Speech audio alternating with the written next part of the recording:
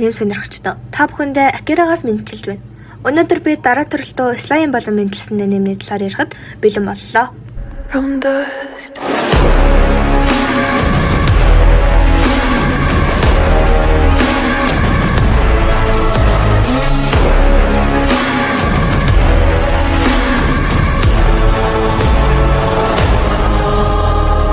Энэ бол манай нэмийн гол дүр болоо Сатору Миками.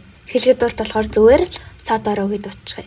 Сатору нь 37 настай Токиод амьдардаг энгийн нэг офис ажилтан бөгөөд гэр бүлгүй найз охингүй ганц бие залуу юм. Нэгэн өдөр тэр ажлынхаа дүүтэй уулз харааснаар түүний амьдрал шинэ үйл явдал эхэлсэн юм. Энэ залуу Тамура харин хажууд нь байгаа охиныг Саватара гэдэг. Тамура зогсоод явах хоол идэнгээ ярилцгаая гэж хөдлөв. Гэтэл гудамжны болонгоос хотгоорсоор тэрний зүггүй жирлээ. Тамура руу дөрөв. Тамураг яг хутгалахын даван дээр манай хүү урдуур наран хутуулсан газар унахад сүүлийнхээ амьсгаагаар Тамура гэрмэн компьютерийн хард тодорхой устгаарай гэж хэлээд Саторугийн тохиомгүй олж бүх зүйл эрс өөрчлөгдөв. Тэрээр өөр ертөнцид слайм бол дахин төрөв. Энэ бол түүний амьдралын хамгийн том өөрчлөлт юм. Манай хүн ч өөрийгөө ямар сонин зүйл болно вэ? Тийм халуухан жинхэнэ эр хүн шиг байсан байтал гэтэл одоо юм гурилчихсан юм шиг болчихлоо гэд гомдлно. Хийх юм болцонгуудаа зам тарсан шидийн чулуу ургамал болгоны шингээж эхэллээ. Шингээж явсаар шатчигмаар өнхөрж явсаар усан дөнөө. Ингээд л өгөх ухааны юм бодож адил нэгэн санаа төржээ. Тэр нь усыг өөртөө шингээгээд маш уртастай өөрөөсөө гадагшлуулахгүй. Тэр санаанч бүдэж уснаас гарав. Гэвч нэгэн хаашиг зүйл мөргөв. Тэн манай слайм нэгэн луута тарав. Тэр луу нь 300 жилийн өмнө хамгаалагдсан шурууны луу Веродора байв. Хамгийн сонирхолтой энэ ертөнцид дөрвөн луутай. Тэр лууны нэг нь манай Веродора юм байна шүү. Манай эрт найзад болоо Веродорог хоргоосон гаргахаар болж слайм маань лууг бидээ шингээхэр болов. Нэгэндээ нэр өгөхөөр болоод луу маань Веродора Tempest, слайм маань Rimuru Tempest гэх нэртэй болов. Слайм гэдэг ахаар сонирн болохоор Rimuru гэж дуудчихъя. Rimuru Веродорог өөртөө шингээгээд агуйн гарц руу явв. Гэтэл хаалганд ирэхэд яаж онгойлохоо мэдэхгүй байж байхад хүмүүс орж ирэв.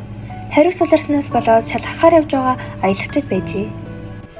Эцэст нь агуугаас гарч ойроо орлоо. Гэтэл гинэт баахан жижигхэн торонхай биетэй амтэрсэн цэцэгтэй гоблинуудтай дарав.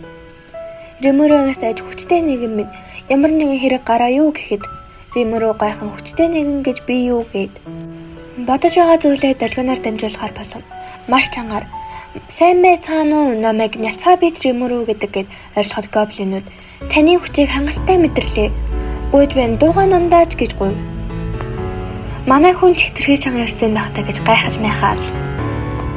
Манай хүн гоблины тусган руу ирэхэд сарын өмнөөс дорны нутгаас чаны сүрэг дайрч ирж гоблины дэждийг хөнөөж нэг чан руу 10 гоблин зэрэг дайрсан ч алж чадахгүй гэмээр ялгаатай байсан. Тэр дунд нь хамгаалагч гих дайчин байсан бөгөөд тэр нь тусганы ахлагчийн хүү байсан юм. Өөрийн амнасаараа чаны мэдээллийг сольж хэлж өгсөн юм. Римуру би энэ тасганыг аврах юм бол хариуд нь яах юм гэхэд тасганы дараа бид өөрсдийн үнэнч байдлаа өгөх болно гэж амлав. Яг энэ үед чон дахиад ирэв. Манай хүн айх шаардлагагүй. Бид удахгүй устгах болно. Та нарын гуйснаар шураны луу Веродорагийн оронд Римuru Tempest миний би орлох болно гэд гоблинуудын эзэн хаан болон хамгаалагч нь болов. Ингээд ихний хоёр анги маань дуслаа. Та бүхэн таалагдана гэж найдаж байна. Хамгийн анхны бичлэг маань болохоор засаж сайжруулах зүйл зөндөө байгаа гэж бодож байна. Дараагийн бичлэгээрээ уулзцаая.